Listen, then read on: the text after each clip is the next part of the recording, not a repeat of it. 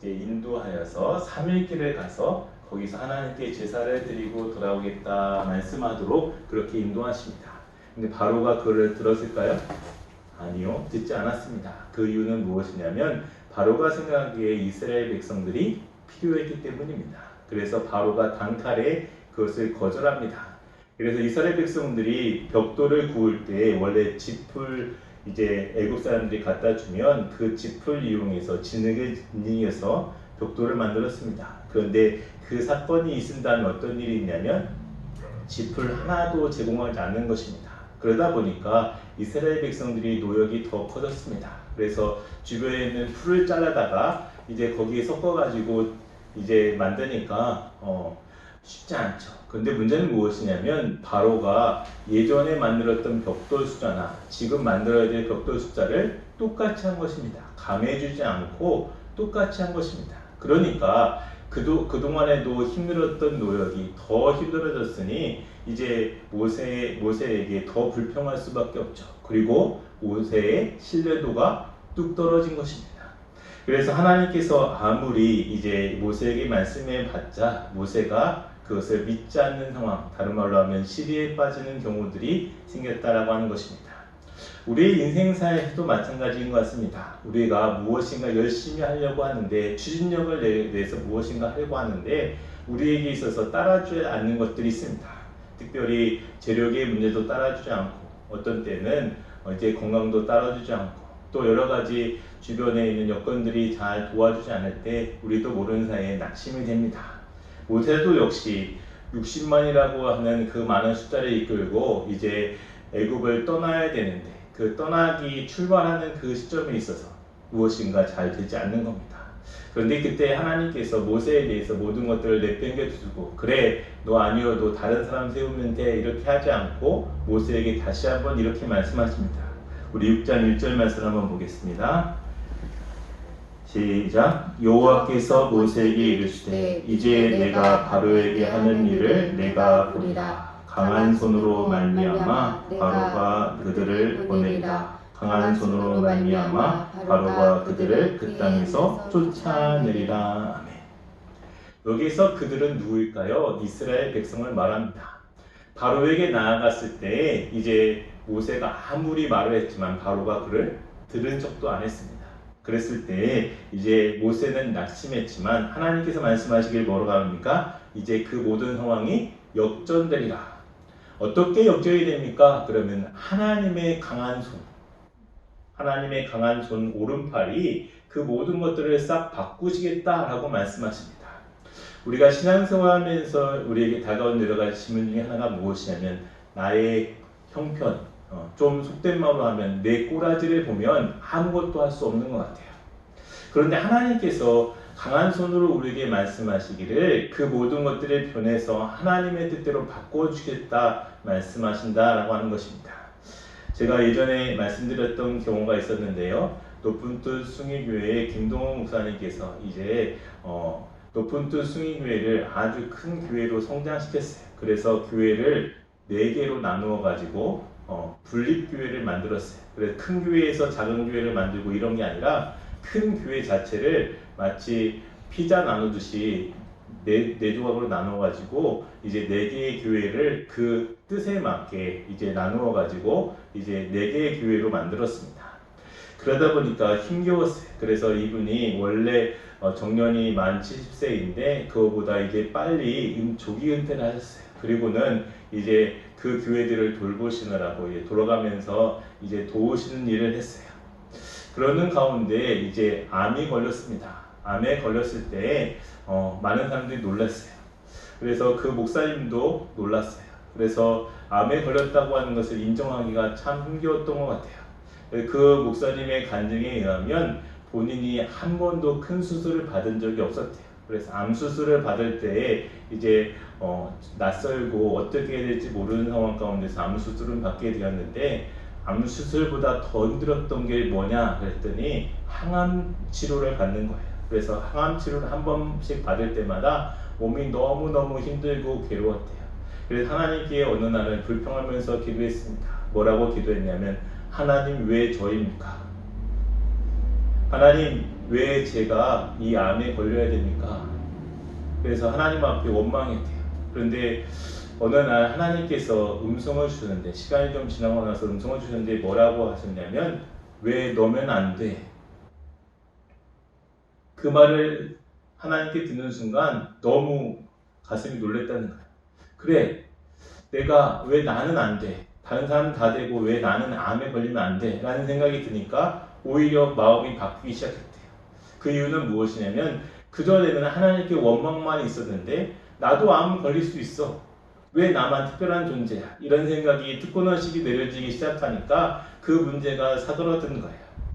그래서 하나님 앞에 기도했어요. 하나님, 제가 이 암에 걸린 것에 대해서 하나님의 뜻이 있는 것을 발견하게 하여 주옵소서. 그래서 하나님의 뜻이 무엇인가를 위해서 기도하다가 이런 기도가 있었다는 거예요. 그래, 네가 많은 사람 앞에서 서서 설교했던 사람이었지. 그리고 큰 교회를 이끌었던 사람이었잖아. 그런데 중요한 것은 이제 내가 암으로 인해서 아픔을 당하고 암으로 인해서 고통당했던 그것을 내가 겪은 대로 이제 암 걸린 사람들에게 위로하는 사람, 위로하는 설교자가 되렴 하고 주님께서 말씀해 주신 거예요. 그래서 암 걸린 것은 분명히 불행한 사건이었고, 그것은 혼자 겪어내기 힘든 참으로 괴로운 시간이었지만, 그것이 오히려 변해서 많은 사람들에게 위로를 주고 본인 자체로 지금도 열심히 투병 생활하신다라고 하는 그 간증이 좀 최근에 들은 내용입니다. 오늘 우리가 신앙생활하면서 우리에게 실제적으로 다가오는 질문들입니다. 왜 하나님 뜻대로 살려고 하면 왜 이렇게 힘든 거야? 분명히 모세 입장에 갔을 때는 바로에게 나가지 않아도 돼요. 그냥 평범한 목동으로 지내다가 그냥 그저 그렇게 지내다가 죽으면 그냥 한 사람의 인생으로 끝날 수 있어요. 그런데 하나님께서 어느 날 나타나셔서 그를 통해서 60만이나 되는 그 많은 사람들을 이끌고 이제 난공불락 같은, 마치 벽하고 이야기하는 것 같은 그 바로에게 가서 하나님께서 이렇게 역사하신다, 하나님께서 이렇게 말씀하신다 전하면 콧방이 뛰는 그 바로 앞에서 내가 어떻게 해야 될까라고 하는 그 모세의 모습을 우리들이 떠올립니다.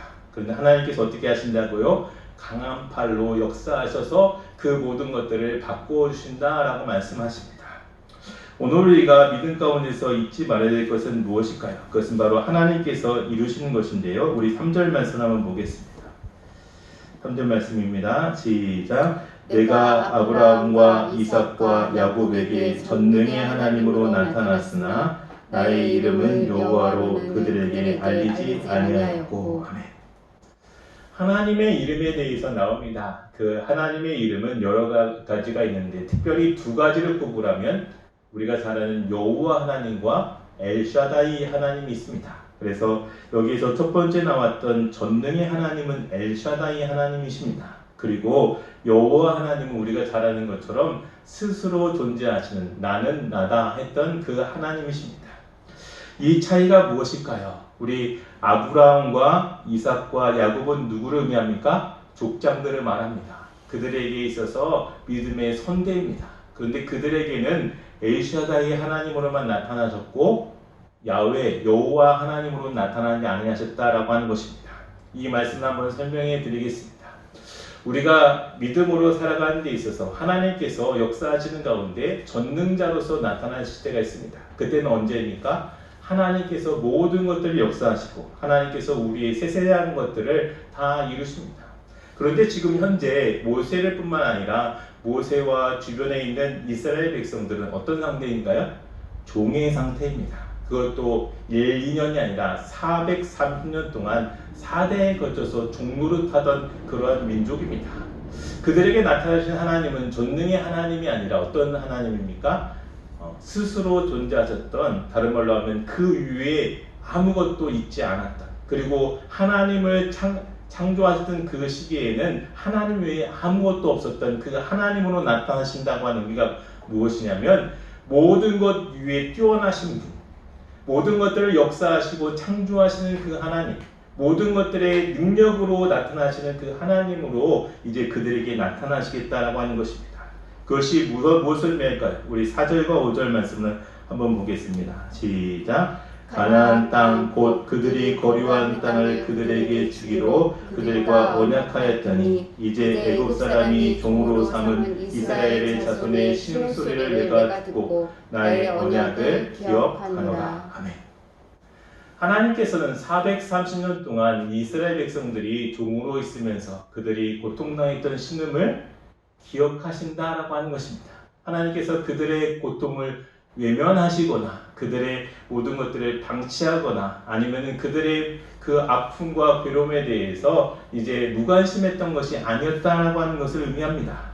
그러면 6절 말씀 한번 보겠습니다. 시작. 그러므로 이스라엘 자손에게 말하기를 나는 여호와라. 내가 애굽 사람의 무거운 짐 밑에서 너희를 빼내어 그들의 노역에서 너희를 건지며 편팔과 여러 큰 심판들로서 너희를 속량하여. 아멘.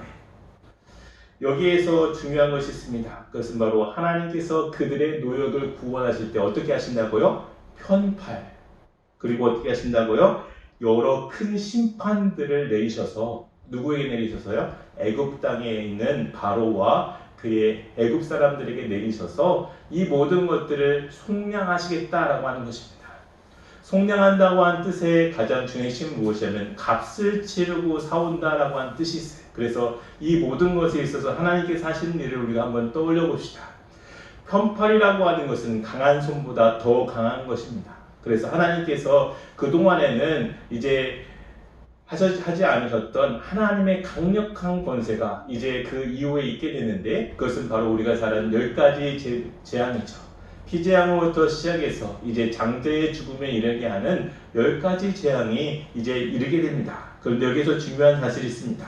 그 재앙을 일으켰던 가장 중요한 것은 무엇이냐면 하나님께서 그 10가지 재앙을 내렸던 그 각각의 신들보다 더 뛰어난 분이시다 라고 하는 것입니다.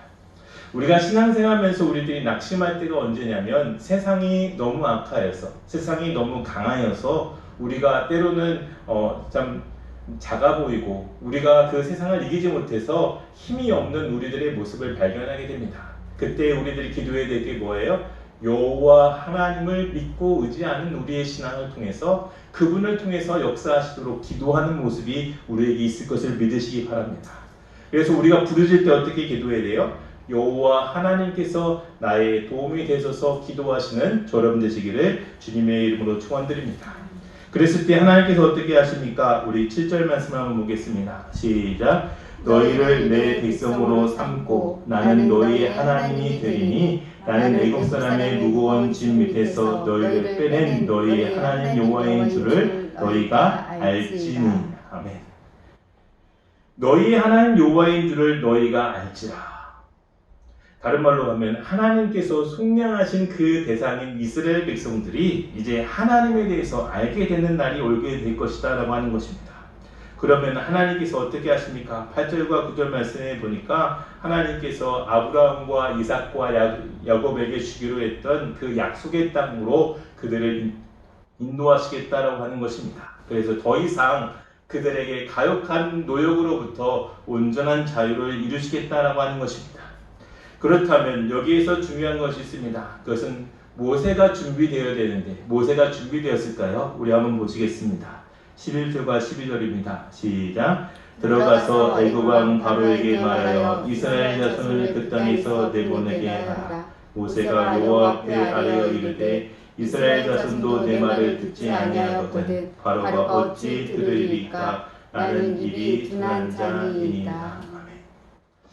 여기에서 보니까 모세가 자기의 문제를 해결했어요? 아니요. 해결할 수 없었어요. 그는 말합니다. 예전에도 말했지만 하나님께 또 변명합니다. 하나님, 제가 입술이 둔한 자입니다. 저는 말주변이 없습니다. 이스라엘 백성들을 이끌 수 없습니다. 그럴 때 하나님께서 말씀하시는 것은 무엇이냐면 우리 13절 말씀을 읽고 마치겠습니다. 시작. 여호와께서 모세와 아론에게 말씀하사 그들로 이스라엘 자손과 애굽 왕 바로에게 명령을 전하고 이스라엘 자손을 애굽 땅에서 인도하여 내게 하시리라. 아멘. 저 여러분이 늘 기도할 때 우리들은 이렇게 말합니다. 하나님께서 우리에게 사명을 주시면 하나님께서 주신 사명을 아멘 하고 감당하시는 분이 있지만 어느 때부터인가 하나님 앞에 사명이라고 하면 무거운 짐으로만 생각하고 그 사명을 잘 받지 않으려고 하는 우리들의 모습이 있습니다. 모세도 역시 하나님의 주신 사명을 받기가 싫었던 거예요. 그래서 나는 입이 둔한 자입니다 라고 말합니다. 그때 하나님께서 또 말씀하십니다. 그래 너에게 아론을 주었지 않느냐. 그러니까 너의 형 아론을 통해서 내가 모세 너에게 말하면 너는 형에게 말해서 그 모든 것들을 백성에게 전하게 하라. 그리고 바로에게 전하게 하라 라고 말씀하십니다. 우리가 신앙생활하면서 우리에게 다가온 여러 가지 질문들이 있습니다. 하나님께서 왜 모세이고 왜 하필이면 아론일까? 그 내용은 우리가 오늘 읽지 않은 본문 말씀 뒤에 부분에 나와 있는데요. 그것은 바로 하나님께서 아브라함과 이삭과 야곱을 통해서 말씀하셨던 그 약속의 계보에서 누가 들어갑니까? 레위 중에서도 쭉 가보에 내려가면 이제 그 가문의 혈통에 있어서 이제 모세와 아론이 등장합니다. 다른 말로 하면 하나님께서 뜬구름 잡는 것처럼 어디에서 데려온 사람을 세운 것이 아니라 바로 이스라엘 자손 중에서 모세와 아론을 세우셨다라고 하는 것입니다. 이것은 무엇을 의미하느냐? 그것은 바로 하나님께서 약속을 통해서 그 약속을 이루시는 과정을 통해서 하나님께서 원하시는 것, 그리고 하나님께서 이스라엘 백성을 통해서 말씀하시되 이제 너희 중에 택한 이 모세와 아론을 통해서 하나님의 일을 감당하겠다라고 하는 것이었습니다. 오늘 우리가 믿음으로 기도하면서 우리들이 나아가야 될 모습은 무엇입니까? 분명 우리는 하나님께 늘 말합니다. 하나님, 우리들은 힘이 부족하고요. 우리들은 할 수 없는 것들이 너무너무 많습니다. 환경을 바라보면 여러 가지 첩첩산중으로 우리에게 어려움밖에 없습니다. 이럴 때 하나님께서 우리에게 말씀하시는 것은 나는 여호와라. 나는 여호와라 했던 그 말씀을 우리들이 기억해야 됩니다. 오늘도 믿음 가운데서 이 말씀 잘 붙드시고 오늘도 주님 앞에 늘 승리하시고 또 많은 사람들에게 유익을 주시는 여러분 되시기를 주님의 이름으로 축원드립니다. 우리 찬양 부르고 주님께 나아가겠습니다.